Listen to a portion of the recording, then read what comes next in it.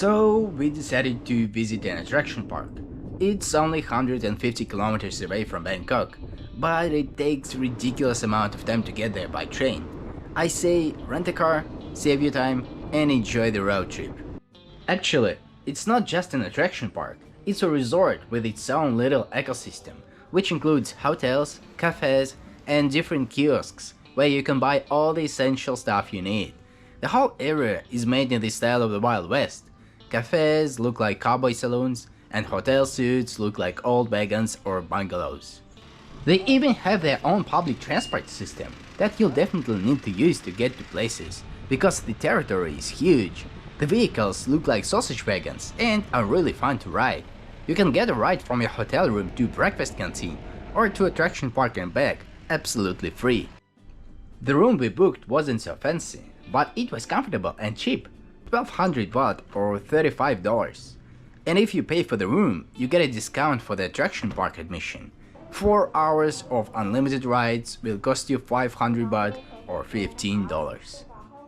The first ride you'll see would be a skylift to the mountain foothill and back. It moves really slowly, but the view on the surrounding mountains is magnificent.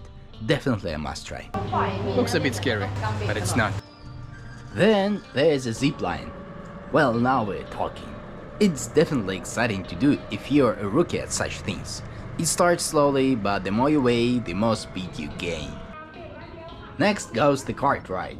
The karts are not powered by anything, they just roll down the hill by the force of gravity. It's a fascinating ride, but here's the catch. Most people are afraid of speed, and they will brake to keep themselves safe, especially in the turns. So if you're thrilled by speed and happen to be at the end of the group, you'll certainly be frustrated. Maybe you should give way to people behind you and wait for the next group ride. Go-karts. The first thing the track attendant tells you is that the equipment is not insured, and you'll need to pay for any damage you do in case you get into an accident. So you gotta be careful with those bad boys. The engine of my kart wasn't really powerful, but the brakes were good. So pedal to the metal and here we go. The wheels slightly slid in sharp turns, and the rush of speed kicked in on straight lines. Power! Buggy ride. Buggy comes with automatic transmission, so even a child can handle it. Big metal cage surely adds to the confidence during turns. Considering that I haven't driven a car for a while, it was quite refreshing, and maybe even adventurous, because you wouldn't go into turns so fast in your own car. The suspension and common sense just won't let you. Next we have ATV. All-terrain vehicles or quad bikes are really fun to ride. They're really stable and easy to handle. One throttle lever and 2 brakes is all you need for a happy life. The track was a bit bumpy and windy, which is really great because those are the main ingredients for a fun ride. There's also a BB gun section, where your balls are blown away by the wind and you can't hit anything, except for your face, with your palm.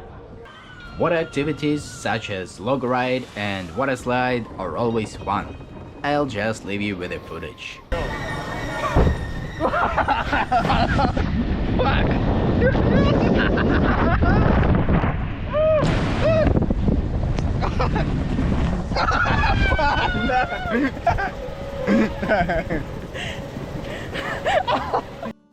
Rodeo on a mechanical bull is a great way to stretch your body and to build your hatred towards machines.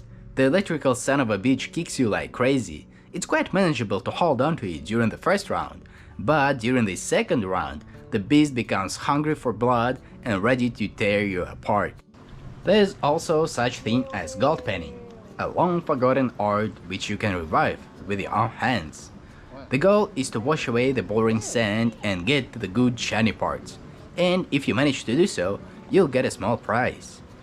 You can also try horseback riding, but only if your weight is below 70 kilograms, which automatically makes it inaccessible to 99% of Americans. And one more thing I wanna mention is a costume shop, where you can dress yourself as a ferocious Indian warrior or brave cowboy, and do the photo shoot in the Wild West decorations. And at night, there was a special event. We are at the Festival of Love. And truly, love is in the air. Yes, love is something that deserves to have more festivals.